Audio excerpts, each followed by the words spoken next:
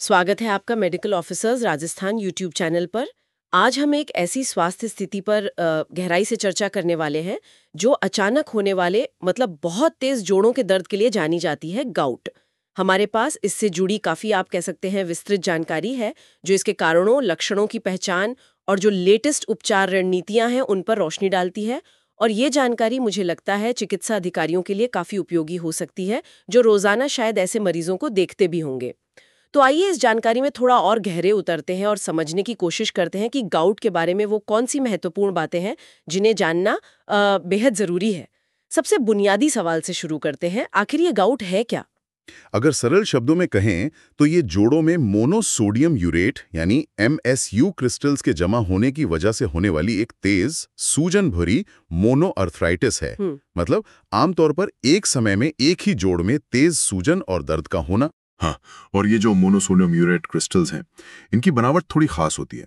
ये सुई जैसे मतलब नीडल शेप्ड होते हैं और जब इन्हें प्रभावित जोड़ से निकाले गए साइनोवियल फ्लूइड में पोलराइज्ड लाइट माइक्रोस्कोप के नीचे देखा जाता है तो एक विशेष गुण दिखाते हैं जिसे नेगेटिव बायरिफ्रिंजेंस कहते हैं। नेगेटिव बायरिफ्रिंजेंस जी, इसका मतलब है कि जब माइक्रोस्कोप के कंपनसेटर के अक्ष के समानांतर रखते हैं तो ये क्रिस्टल पीले दिखते हैं और जब लंबवत मतलब परपेंडिकुलर रखते हैं तो नीले रंग के। ये गाउट के निदान के लिए एक कह सकते हैं निर्णायक पहचान है। ये तो काफी स्पेसिफिक पहचान हुई, लेकिन जानकारी में एक और मतलब दिलचस्प बात सामने आई है। कभी कभी गाउट के तीव्र हमले के दौरान भी खून में यूरिक एसिड का स्तर सामान्य पाया जा सकता है। ये तो निदान को थोड़ा मुश्किल बना सकता है ना? बिल्कुल, और ये एक बहुत महत्वपूर्ण बिंदु है जिस पर ध्यान देना जरूरी है।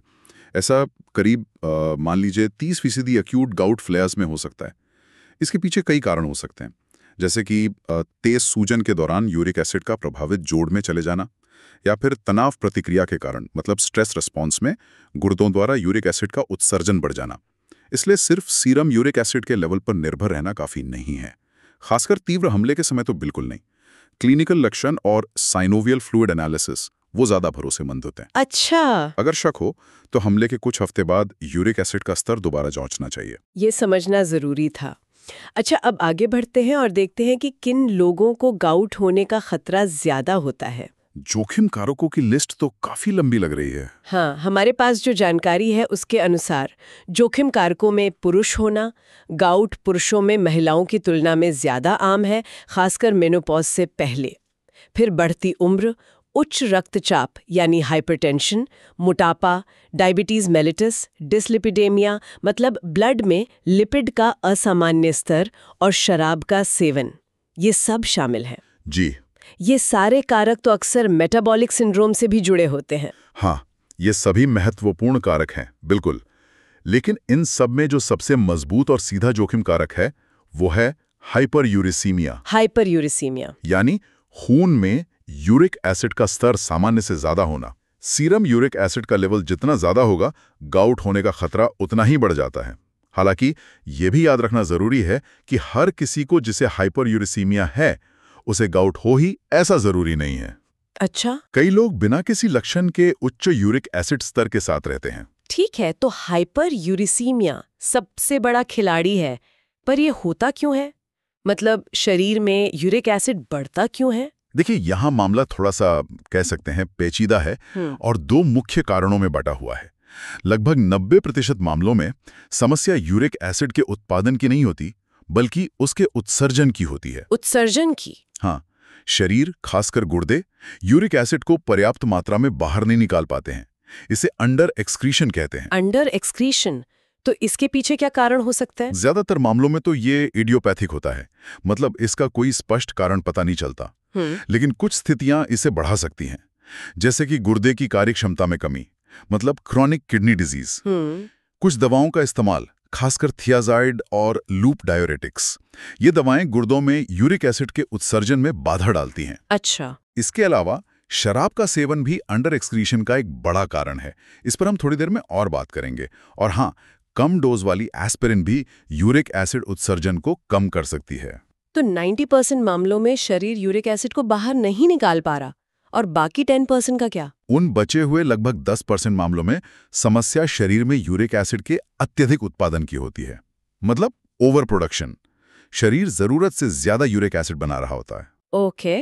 इसके पीछे कुछ दुर्लभ आनुवंशिक स्थितियां हो सकती हैं, जैसे लेश-नेहान सिंड्रोम, जिसमें एक HGPRT नाम के एंजाइम की कमी होती है, या फिर PRPP सिंथेटेस की अतिसक्रियता। इसके अलावा ऐसी स्थितियां जिनमें कोशिकाओं का तेजी से निर्माण और विनाश होता है, मतलब हाई सेल टर्नओवर, जैसे कि कुछ प्रकार के कैंसर, ल्यूकीमिया, लिम्फोमा, सोराइसिस या फिर कीमोथेरेपी या रेडिएशन थेरेपी के कारण होने वाला ट्यूमर लाइसिस सिंड्रोम। इन स्थितियों में कोशिकाओं के टूटने से निकले प्यूरिन से यूरिक एसिड का उत्पादन बढ़ जाता है। समझ गए। तो मुख्य रूप से या तो उत्सर्जन कम है या उत्पादन ज्यादा। अब जब ये यूरिक एसिड क्रिस्टल्स जोड़ों में जमा हो जाते हैं तो लक्षण कैसे दिखते हैं? मतलब गाउट की पहचान कैसे होती है? जानकारी के अनुसार गाउट का जो क्लासिक लक्षण है वो है अचानक शुरू होने वाला बहुत तेज दर्द, साथ में प्रभावित जोड़ में सूजन, लालिमा, गर्माहट और छूने पर बहुत ज्यादा संवेदनशीलता, मतलब टेंडरनेस। ये दर्द अक्सर रात में या सुबह सुबह शुरू होता है और इतना तेज हो सकता है कि मरीज कहते हैं चादर का स्पर्श भी बर्दाश्त नहीं कर पाता। जी हाँ, बिल्कुल। और ये आम तौर पर असममित होता है, एसिमेट्रिकल, यानी एक समय में शरीर के एक तरफ के जोड़ों को ही प्रभावित करता है। हालांकि कई जोड़ों में एक साथ भी हो सकता है, जिसे पॉली आर्टिकुलर गाउट कहते हैं, खासकर उन मरीजों में जिन्हें लंबे समय से गाउट हो। बिल्कुल। और जैसा कि आपने पहले बताया, सबसे आम प्रभावित होने वाला जोड़ पैर के बड़े अंगूठे का मेटाटार्सोफैलेंजियल यानी MTP जॉइंट है। इस जोड़ में होने वाले गाउट के हमले को खासतौर पर पोडाग्रा कहा जाता है। पोडाग्रा? हाँ, पोडाग्रा। ये गाउट का इतना क्लासिक लक्षण है कि लगभग 50% मरीजों में पहला हमला यही होता है और करीब 90% मरीजों को अपने जीवन काल में कभी ना कभी पोडाग्रा का अनुभव होता ही है। ओके। हालांकि गाउट टखने, घुटने, कलाई, उंगलियों और कोहनी जैसे दूसरे जोड़ों को भी प्रभावित कर सकता है। पोडाग्रा, ये नाम तो याद रखने लायक है। और अगर गाउट का इलाज न किया जाए या ये बार बार होता रहे तो क्या होता है? अगर गाउट लंबे समय तक बना रहता है और उसे नियंत्रित नहीं किया जाता है तो ये क्रोनिक गाउट का रूप ले सकता है। इसमें बार बार हमले होने के साथ साथ जोड़ों को स्थायी नुकसान भी हो सकता है। और एक और खास चीज जो क्रोनिक गाउट में देखने को मिलती है वो है टोफी का बनना। टोफी? जी, टोफी। ये असल में मोनोसोडियम यूरेट क्रिस्टल के ठोस जमाव होते हैं, मतलब एग्रीगेट्स, जो त्वचा के नीचे, जोड़ों के आसपास या दूसरे टिश्यूज में गांठ की तरह बन जाते हैं। टोफी, ये कहाँ पाए जा सकते हैं? ये अक्सर उन जगहों पर बनते हैं जहां तापमान थोड़ा कम होता है, जैसे कि बाहरी कान का हेलिक्स, अच्छा, उंगलियों या पैर की उंगलियों के आसपास, कोहनी के पीछे ओलेक्रेनन बर्सा में, या एड़ी के पास अकीलीस टेंडन पर। ये आमतौर पर दर्द रहित होते हैं, लेकिन अगर बड़े हो जाएं तो त्वचा को खींच सकते हैं, अल्सर बना सकते हैं और इनमें से चौक जैसा सफेद पदार्थ निकल सकता है। ये जोड़ों की मूवमेंट को भी कम कर सकते हैं और हड्डी को भी नुकसान पहुंचा सकते हैं। कर सकती हैं। इन्हें ट्रिगर्स कहा जाता है ना? हाँ, स्रोत बताते हैं कि गाउट के तीव्र हमले अक्सर कुछ खास घटनाओं या परिस्थितियों से शुरू होते हैं। इनमें शामिल हैं ज्यादा प्यूरिन वाला भोजन जैसे रेड मीट, ऑर्गन मीट, कुछ सी फूड जैसे शेलफिश, सार्डीन एंकोवी, इनका सेवन। शरीर पर कोई चोट या आघात, मतलब ट्रॉमा, हाल ही में हुई कोई सर्जरी, शरीर में पानी की कमी, डिहाइड्रेशन, अचानक वजन कम होना, कुछ दवाओं का शुरू करना या बंद करना, खासकर डायूरेटिक्स या यूरिक एसिड कम करने वाली दवाएं जैसे एलोप्यूरिनॉल शुरू करते समय, और हाँ, शराब का सेवन। शराब का जिक्र यहाँ फिर से आया है और ये गाउट के लिए एक महत्वपूर्ण ट्रिगर है। इसमें भी खासतौर पर बियर। हाँ, बियर का सेवन गाउट के खतरे को ज्यादा बढ़ाता है क्योंकि इसमें प्यूरिन की मात्रा ज्यादा होती है। वाइन का असर थोड़ा कम लगता है और स्पिरिट्स का असर बीच का होता है। शराब का असर इतना ज्यादा क्यों होता है? आपने पहले अंडर एक्सक्रीशन का जिक्र किया था। हाँ, देखिए, शराब कई तरह से यूरिक एसिड के लेवल को बढ़ा सकती है। पहला, जैसा बताया, बियर में प्यूरिन होते हैं जो टूटकर यूरिक एसिड बनाते हैं। दूसरा, शराब का मेटाबॉलिज्म लैक्टिक एसिड का उत्पादन बढ़ाता है और लैक्टिक एसिड वो गुर्दों में यूरिक एसिड के उत्सर्जन के साथ कह सकते हैं प्रतिस्पर्धा करता है। अच्छा, कंपटीशन। जी, जिससे यूरिक एसिड का उत्सर्जन कम हो जाता है, अंडर एक्सक्रीशन। और तीसरा, शराब डिहाइड्रेशन भी कर सकती है जो यूरिक एसिड के कंसंट्रेशन को बढ़ा सकता है। तो ये एक तरह से तिहरा हमला है, खासकर बियर के मामले में। ये जानना वाकई महत्वपूर्ण है कि कैसे जीवन शैली के विकल्प सीधे तौर पर गाउट के हमलों को प्रभावित कर सकते हैं। चलिए अब सबसे जरूरी हिस्से पर आते हैं, गाउट का इलाज। ये कैसे किया जाता है? जब कोई मरीज तीव्र दर्द के साथ आता है तो प्राथमिकता क्या होती है? हाँ, तो जब गाउट का तीव्र हमला होता है, मतलब एक्यूट गाउट फ्लेयर, तो मुख्य लक्ष्य होता है जल्द से जल्द दर्द और सूजन को कम करना। इसके लिए 3 मुख्य प्रकार की दवाएं इस्तेमाल की जाती हैं। पहला है non steroidal anti inflammatory drugs यानी NSAIDs। ये अक्सर पहली पसंद होती हैं, खासकर युवा मरीजों में जिनकी किडनी ठीक काम कर रही हो और पेट की कोई गंभीर समस्या ना हो। जैसे कि इंडोमेथासिन। हाँ, इंडोमेथिसिन पारंपरिक रूप से इस्तेमाल होती रही है, लेकिन नैप्रोक्सेन या दूसरी NSAIDs भी उतनी ही प्रभावी हैं। इन्हें पूरी डोज में जल्द से जल्द शुरू करना चाहिए और लक्षण कम होने तक जारी रखना चाहिए। दूसरा विकल्प है कोल्सीसीन। ये दवा भी तीव्र हमले के लिए बहुत प्रभावी है, खासकर अगर हमला शुरू होने के 24-36 घंटों के भीतर दी जाए। ये न्यूट्रोफिल नाम की श्वेत रक्त कोशिकाओं की गतिविधि को कम करके काम करती हैं, जो सूजन में भूमिका निभाती हैं। लेकिन इसके साइड इफेक्ट्स भी होते हैं। हाँ, इसकी डोज थोड़ी सावधानी से तय करनी होती है, क्योंकि ज्यादा डोज से गैस्ट्रोइंटेस्टाइनल साइड इफेक्ट्स हो सकते हैं, जैसे दस्त, मतली, उल्टी। किडनी की समस्या वाले मरीजों में इसकी डोज कम करनी पड़ती है। और तीसरा मुख्य विकल्प है ग्लूकोकॉर्टिकॉइड्स यानी कॉर्टिकोस्टेरॉइड्स। स्टेरॉइड्स? जी, स्टेरॉइड्स भी तीव्र हमले में सूजन और दर्द को कम करने में बहुत प्रभावी हैं।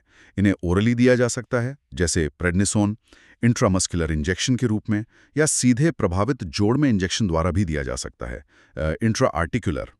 ये उन मरीजों के लिए एक अच्छा विकल्प हैं जो NSAIDs या कोल्चिसिन नहीं ले सकते, जैसे कि किडनी की गंभीर बीमारी या हार्ट फेलियर वाले मरीज। तो तीव्र हमले के लिए ये 3 मुख्य विकल्प हो गए, NSAIDs, कोल्चिसिन और स्टीरॉइड्स। और चुनाव मरीज की स्थिति और दूसरी स्वास्थ्य समस्याओं पर निर्भर करेगा। अब ये तो हुई हमले को शांत करने की बात, लेकिन इसे बार बार होने से रोकने के लिए क्या किया जाता है? मतलब क्रॉनिक या प्रिवेंटिव उपचार क्या है? हाँ, तो बार बार होने वाले हमलों के लिए, मतलब आमतौर पर साल में 2 या उससे ज़्यादा हमले हों, या टोफी बन गए हों, या गाउट से जोड़ों को नुकसान हो रहा हो, तो लंबे समय तक यूरिक एसिड कम करने वाली थेरेपी की सलाह दी जाती है। इसे ULT कहते हैं, यूरेट लोअरिंग थेरेपी। इसका लक्ष्य होता है सीरम यूरिक एसिड के स्तर को एक निश्चित सीमा से नीचे लाना और बनाए रखना, आमतौर पर 6 मिलीमोल पर डेसीलीटर से कम। 6 मिलीमोल पर डेसीलीटर से कम? जी, और अगर टोफी हैं तो 5 मिलीमोल से भी कम रखने की कोशिश करते हैं, ताकि नए क्रिस्टल न बने और जो मौजूदा क्रिस्टल हैं वो धीरे धीरे घुल जाएं। और इस लक्ष्य को हासिल करने के लिए कौन सी दवाएं इस्तेमाल होती हैं? इसके लिए मुख्य रूप से 2 तरह की दवाएं हैं। पहली है ज़ैंथीन ऑक्सीडेज इनहिबिटर, मतलब XOIs। ये दवाएं ज़ैंथीन ऑक्सीडेज नाम के एंजाइम को ब्लॉक करती हैं। ये वो एंजाइम है जो शरीर में प्यूरिन से यूरिक एसिड बनाने के लिए जिम्मेदार है। अच्छा, तो ये उत्पादन ही कम कर देती हैं? बिल्कुल, ये यूरिक एसिड के उत्पादन को ही कम कर देती हैं। इनमें सबसे आम दवा है एलोप्यूरिनॉल, जो मतलब दशकों से इस्तेमाल हो रही है। दूसरी दवा है फैबुजोस्टैट। ये उन मरीजों के लिए एक विकल्प है जो एलोप्यूरिनॉल बर्दाश्त नहीं कर पाते हैं या जिनसे उनका यूरिक एसिड लक्ष्य तक नहीं पहुंच पाता। एलोप्यूरिनॉल के साथ कुछ सावधानी भी बरतनी होती है? हाँ, एलोप्यूरिनॉल शुरू करते समय एक गंभीर एलर्जिक प्रतिक्रिया का, जिसे एलोप्यूरिनॉल हाइपरसेंसिटिविटी सिंड्रोम कहते हैं, उसका एक छोटा लेकिन गंभीर खतरा होता है, खासकर कुछ विशेष HLA-B5801 एलील वाले लोगों में। इसलिए सावधानी बरतनी जरूरी है। दूसरी तरह की दवाएं हैं यूरिकोसूरिक एजेंट्स। यूरिकोसूरिक एजेंट्स? जी, ये दवाएं गुर्दों द्वारा यूरिक एसिड के उत्सर्जन को बढ़ाकर काम करती हैं। प्रोबेनिसिड इस वर्ग की मुख्य दवा है। ये उन मरीजों में ज्यादा प्रभावी होती हैं जिनमें यूरिक एसिड का अंडर एक्सक्रीशन मुख्य समस्या है और जिनकी किडनी ठीक काम कर रही है। इन्हें अक्सर XOIs के साथ मिलाकर भी दिया जाता है, अगर अकेले XOI से लक्ष्य प्राप्त न हो रहा हो। और ये भी ध्यान रखना जरूरी है कि जब यूरिक एसिड कम करने वाली थेरेपी, मतलब ULT, शुरू की जाती है तो ये शुरुआत में गाउट के हमले को ट्रिगर कर सकती है। ऐसा क्यों? हाँ, ऐसा हो सकता है क्योंकि यूरिक एसिड के स्तर में जब बदलाव आता है तो क्रिस्टल अस्थिर हो सकते हैं और सूजन पैदा कर सकते हैं। इसलिए ULT शुरू करते समय पहले कुछ महीनों के लिए, मान लीजिए 3 से 6 महीने तक, अक्सर साथ में कम डोज वाली NSAID या कोल्चिसिन भी दी जाती है। अच्छा, ताकि शुरुआती हमलों को रोका जा सके।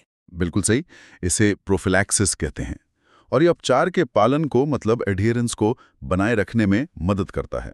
साथ ही जीवन शैली में बदलाव, जैसे वजन कम करना, प्यूरिन युक्त खाद्य पदार्थों और शराब, खासकर बियर से परहेज करना और पर्याप्त पानी पीना भी गाउट के प्रबंधन का एक महत्वपूर्ण हिस्सा है। हालांकि अकेले इनसे अक्सर यूरिक एसिड का स्तर पर्याप्त रूप से कम नहीं हो पाता है। दवा की जरूरत अक्सर पड़ती है। तो अगर हम पूरी चर्चा का सार निकालें, गाउट जोड़ों में मोनोसोडियम यूरेट क्रिस्टल के जमाव से होने वाली एक दर्दनाक सूजन की स्थिति है। इसकी जड़ में अक्सर खून में यूरिक एसिड का बढ़ा हुआ स्तर यानी हाइपोयूरिसीमिया होता है, जो या तो यूरिक एसिड के कम उत्सर्जन या ज्यादा उत्पादन के कारण होता है। पुरुषों, मोटापे, उच्च रक्तचाप और शराब के सेवन जैसे कई जोखिम कारक हैं। पैर के बड़े अंगूठे में अचानक तेज दर्द, जिसे पोडाड्रा कहते हैं, इसका क्लासिक लक्षण है। तीव्र हमलों का इलाज NSAIDs, कोल्चिसिन या स्टीरॉइड से किया जाता है, जबकि बार बार होने वाले हमलों को रोकने के लिए एलोप्यूरिनॉल या फेबिक्सुस्टेट जैसी यूरिक एसिड कम करने वाली दवाओं का उपयोग किया जाता है। हाँ, आपने इसे बहुत अच्छे से संक्षेप में बताया है और यह समझना महत्वपूर्ण है कि गाउट सिर्फ एक दर्दनाक स्थिति ही नहीं है, बल्कि यह हृदय रोग और किडनी रोग जैसी अन्य गंभीर स्वास्थ्य समस्याओं से भी जुड़ा हो सकता है।